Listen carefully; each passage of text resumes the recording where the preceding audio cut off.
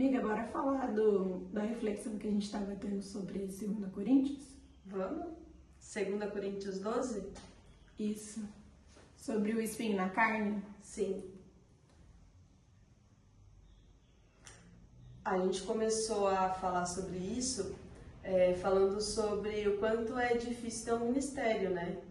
Que hoje na igreja você é responsável pelo ministério de jovens e o quanto muitas vezes o sentimento de incapacidade bate a porta, né? Apesar de Deus falar, né, que a gente tem que ser forte, corajoso, a gente se sente incapaz. Sim.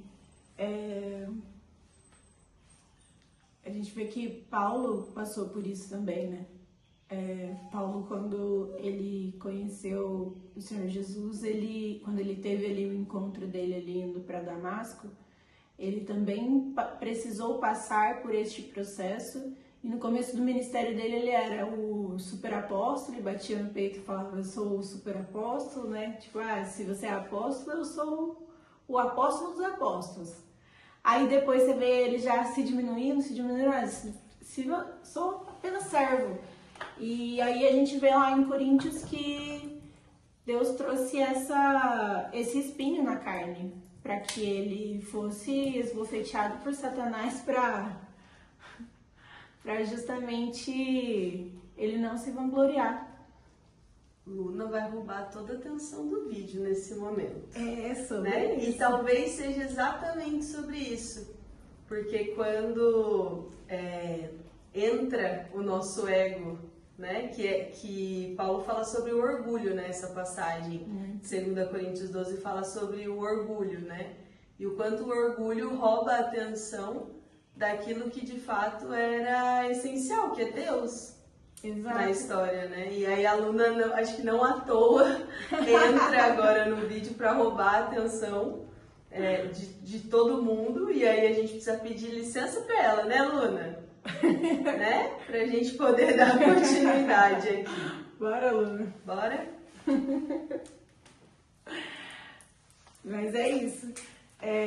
Acredito que uma das grandes questões do ser humano é justamente isso, o ego, né? É uma das maiores questões, porque o orgulho, ele rouba a gente de um lugar muito grande. O que é o sentimento de incapacidade, por exemplo? Se a gente for parar para pensar, é um sentimento de não ser competente para, não poder fazer, não conseguir realizar aquilo. É um ego ferido. É um medo de fracassar, um medo de não ser bom o suficiente, de não ser adequado. Mas tudo isso atinge onde? No ego. Talvez, acho que Deus faça com que a gente se sinta assim, justamente para que a gente lembre que vem dele.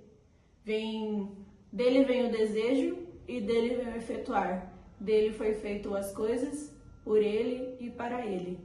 Sim, e é muito interessante porque é justamente sobre isso. Quando a gente lê, né, 2 Coríntios 12, no meio do capítulo, fala que Deus enviou, né, um espírito demoníaco para esbofetear, né? Então, Paulo, nessa tentativa desse ego que tenta roubar a cena o tempo todo, como a aluna em alguns minutos pegou aí a cena do vídeo, para que isso não acontecesse, então, Deus manda esse espírito para que a glória de Deus não fosse roubada, né?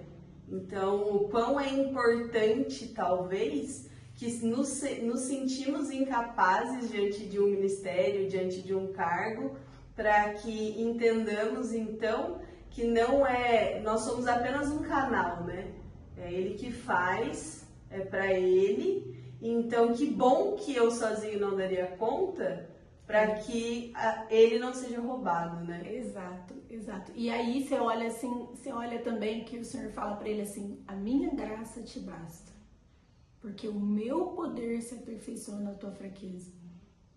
É isso. Talvez se a gente não se sentisse fraco, não se sentisse impotente, a gente iria na nossa própria força.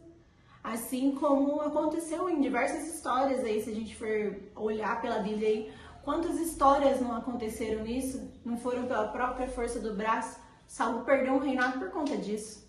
Então, se a gente for olhar, então Deus tá nos mostrando o quê? Sou eu quem faço. Eu dou a direção, você se dispõe a fazer, mas sou eu quem vou te dar a capacidade para suportar isso.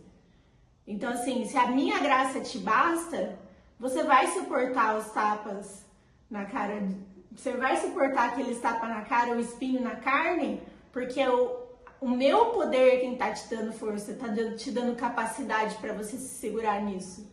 Não é sobre o quanto eu suporto no meu próprio braço, é sobre o quanto a graça de Deus vem sobre mim e eu consigo realizar aquilo. E é muito interessante como um vídeo complementa o outro, né? Porque diante desse entendimento e sabendo que sou incapaz e por isso não tenho coragem de fazer na força do meu braço, eu posso ser forte e corajoso a partir do momento em que eu tenho a plena convicção de que Deus está comigo. E assim, então, Davi pôde pegar uma pedra e matar, acertar Golias, né? E depois pegar a própria espada de Golias e matar Golias. Não foi Davi, né? Se Davi fosse um guerreiro muito forte, ou tão forte, tão alto e tão como era Golias, talvez essa história teria sido contada, narrada de uma outra forma, né? Seria Davi e não Deus. Exato. Você vai olhar lá, quando Davi foi ungido, ele vai falar que o Espírito do Senhor esteve sobre Davi. Então ele só pôde fazer isso porque o Espírito do Senhor estava sobre ele. Então ele não teve medo, ele teve intrepidez, ele passou aquilo. Ele não teve o medo não foi capaz de segurar ele teve a ousadia, ó. Porque a própria palavra diz, né, que o espírito do medo, ele parte em retirada, ele sai de perto da gente, porque o Espírito do Senhor está sobre nós. Então, eu acredito que é isso, que a ousadia vem de Deus, por conta da graça dele, e não por conta do quanto a gente é capaz de fazer. E nem merecer. Nem merecer. Mas exatamente. Só porque ele é bom, né? É sobre isso. É sobre isso.